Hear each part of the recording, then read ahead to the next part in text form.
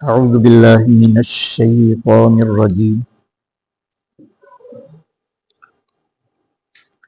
بسم الله الرحمن الرحيم وقد أضلوا كثيرا اور انہوں نے گمراہ کر دیا بہت سے لوگوں کو وَلَا تَزِدِ الظَّالِمِينَ إِلَّا ضَلَالًا الہی تو بھی ان کی گمراہی میں اضافہ کر دے۔ حضرت نوح علیہ السلام کی قوم کے بارے میں بات چل رہی ہے۔ حضرت نوح علیہ السلام اللہ تبارک و تعالیٰ کی بارگاہ میں عرض کر رہے ہیں کہ اس قوم کے جو لیڈر ہیں گمراہ، انہوں نے بہت سارے لوگوں کو گمراہ کر دیا۔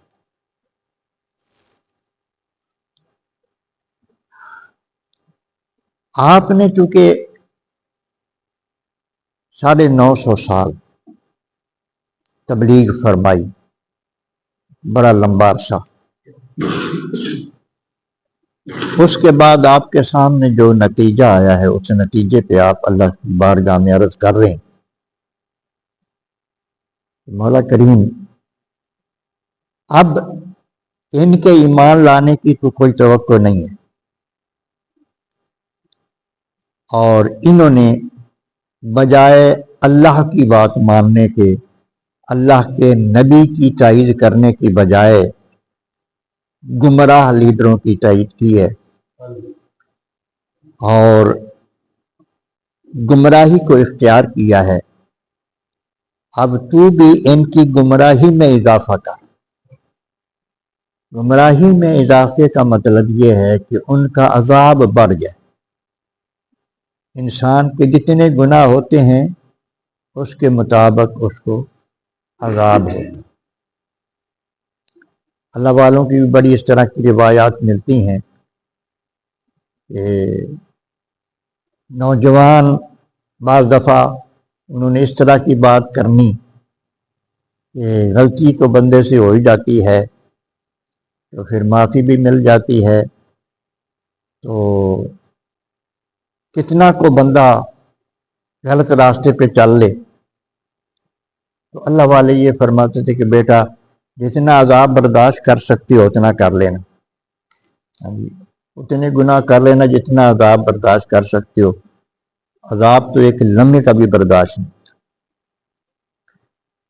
تو یہاں اللہ کی بارگاہ میں عرض کر رہی ہیں حضرت نوح علیہ السلام کہ تو بھی ان کی گمراہی میں اضافہ کر دے تاکہ ان کا عذاب پھر بہت بڑا ہو۔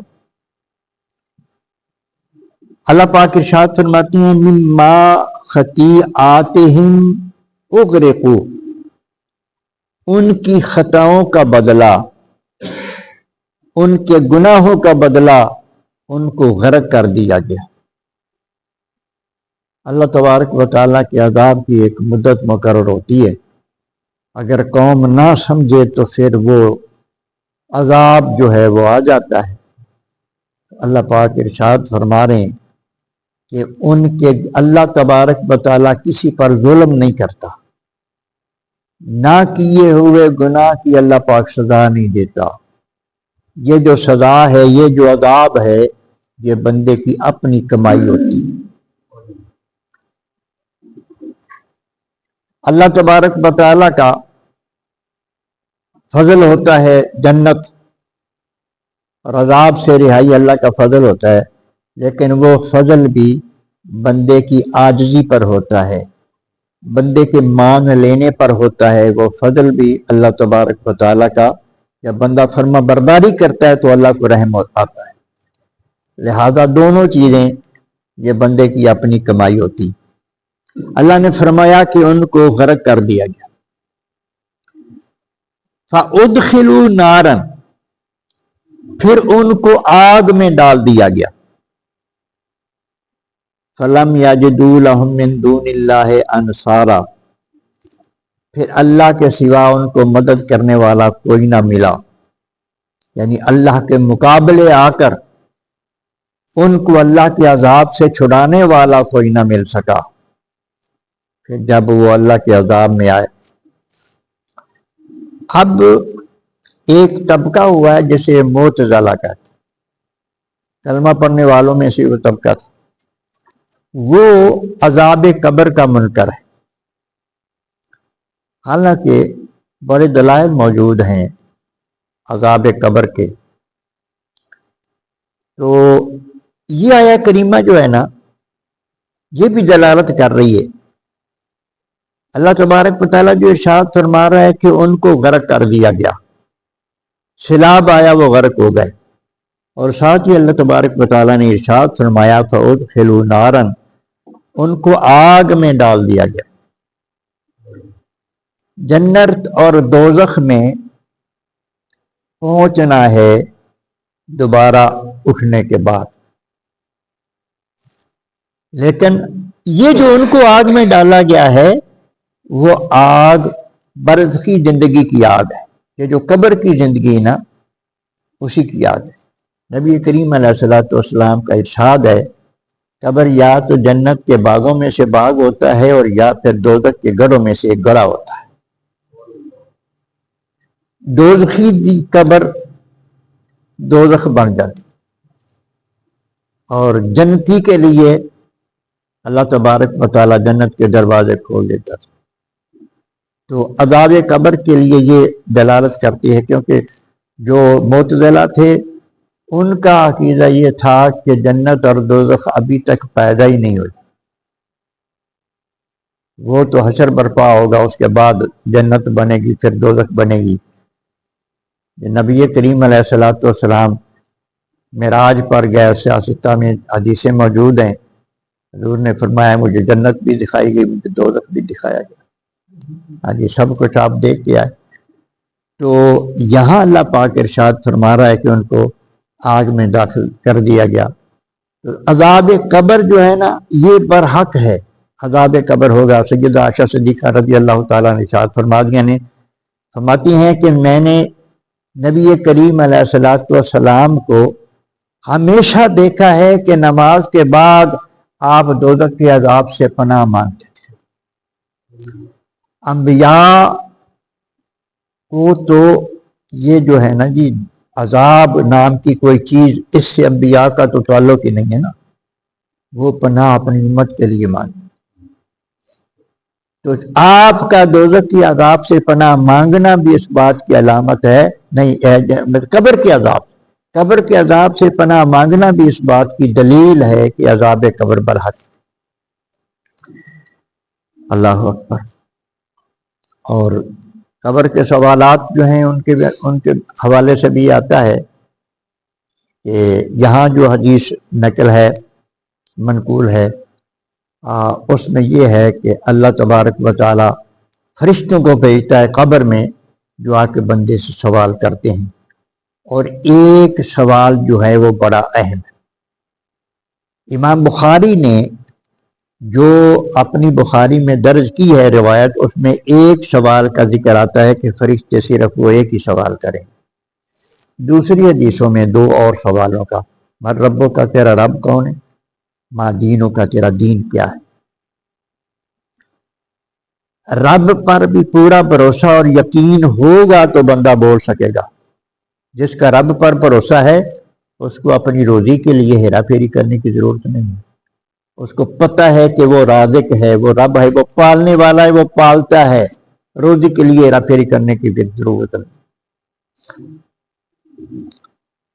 اسی طرح مادینوں کا دین، تو جس کے پاس وہ نظر آ رہا ہوتا ہے، اس کی بات میں دین نظر آ رہا ہوتا ہے، اس کے چال چلن میں دین نظر آ رہا ہوتا ہے، اس کے لباس میں دین نظر آ رہا ہوتا ہے، اس کے رب و شب روز بتا رہے ہیں کہ دین اس کے پاس ہے، اس کا تاتا بندھا ہوا ہے، اللہ کے گھر کی طرف آ رہا ہے، جا رہا ہے۔ ہاں جی، نبی اللہ پاک نے قرآن مجید میں ارشاد فرمایا کہ جو بندہ مسجد کو آباد کرتا ہے تم اس کے ایمان کی گواہی دو۔ یہ تو دنیا میں نظر آ رہا ہے سارا۔ تو ماں دینوں کا تیرا دین کیا ہے؟ تو جس نے دین کو اپنایا ہوگا وہ دین اسلام تو یہی کہے نا۔ امام بخاری نے اگلا جو سوال ہے نا وہ ہر ایک نے لکھا ہے، امام بخاری نے صرف وہی لکھا ہے سوال، ما کنت تقول فی ھذا الرجل، اس ہستی کے بارے میں دنیا میں تو کیا کہتا تھا؟ نبی کریم علیہ الصلوۃ والسلام کی ذات کے بارے میں سوال ہوگا کہ اس ہستی کے بارے میں تو دنیا میں کیا کہتا تھا؟ جو مومن ہوگا، سچا مومن جس نے نبی کریم علیہ السلام سے وفا کی ہوگی، یعنی آپ کی بات مانتا رہا ہوگا، وہ کہے گا کہ ہوا محمد صلی اللہ علیہ وسلم، یہ محمد مصطفیٰ ہے، یہ اللہ کے پاک باغ بندے اور اللہ کے رسول ہیں، میرے آقا ہیں، وہ یہ جواب دے گا۔ اور جو سچا مومن نہیں ہوگا، جس نے کفر میں زندگی گزاری یا منافقانہ میں زندگی گزاری، وہ کہے گا لا ادری، میں نہیں جانتا۔ جب وہ یہ کہہ دے گا اسی وقت اس پر عذاب شروع ہو جائے گا قبر، فرشتوں کے پاس گرز ہوں گے، وہ اس کو ماریں گے۔ نبی کریم علیہ الصلوۃ والسلام نے ارشاد فرمایا کہ دو جو مخلوقات ہیں ان سے پردہ رکھا گیا ہے، وہ میت کی آواز نہیں سنتے، جنوں اور انسانوں کے علاوہ ہر مخلوق اس عذاب والے کی چیخوں کی آواز سنتی۔ نبی کریم علیہ الصلوۃ والسلام کو بھی سنائی دیتی تھی۔ آپ نے ارشاد فرمایا جو کچھ میں سنتا ہوں اور میں دیکھتا ہوں، اگر اس کا وہ بات تم پر کھل جائے تو تم اپنی میتوں کو کبھی دفن نہ کر۔ اللہ اکبر۔ نبی کریم علیہ الصلوۃ والسلام کا یہ ارشاد بھی بخاری میں موجود ہے۔ آپ نے ارشاد فرمایا کہ جب میت کو دفن کر کے لوگ واپس جاتے ہیں تو میت ان کے جوتوں کی آہٹ سنتی ہے، وہ چل رہے ہوتے ہیں زمین کے اوپر، وہ زیر زمین ان کے جوتوں کی آہٹ سن رہی ہوتی ہے کہ اب لوگ پیچھے جا رہے ہیں۔ اور پھر اسی طرح ارشاد فرمایا کہ باہر جو مخلوقات ہوتی ہیں، وہ یہ چرند پرند وغیرہ سارے جو جانور وغیرہ ہوتے ہیں، وہ سارے جب اس کو عذاب ہوتا ہے تو اس کی چیخوں کی آواز سنتے ہیں۔ تو اللہ تبارک و تعالیٰ نے نوح علیہ السلام کی قوم کو جلد عذاب دے دیا، ان کو غرق بھی کر دیا، اور پھر ان کو دوزخ میں بھی، یعنی عذاب دوزخ کا عذاب وہاں ان کی قبر میں ہی اس کا بندوبست ہو گیا، تو ان کو آگ میں ڈال دیا۔ اور اللہ ارشاد فرماتا ہے کہ اللہ کے مقابلے میں ان کو چھڑانے کے لیے پھر کوئی نہیں آیا۔ اللہ پاک سمجھنے کی توفیق عطا فرمائے۔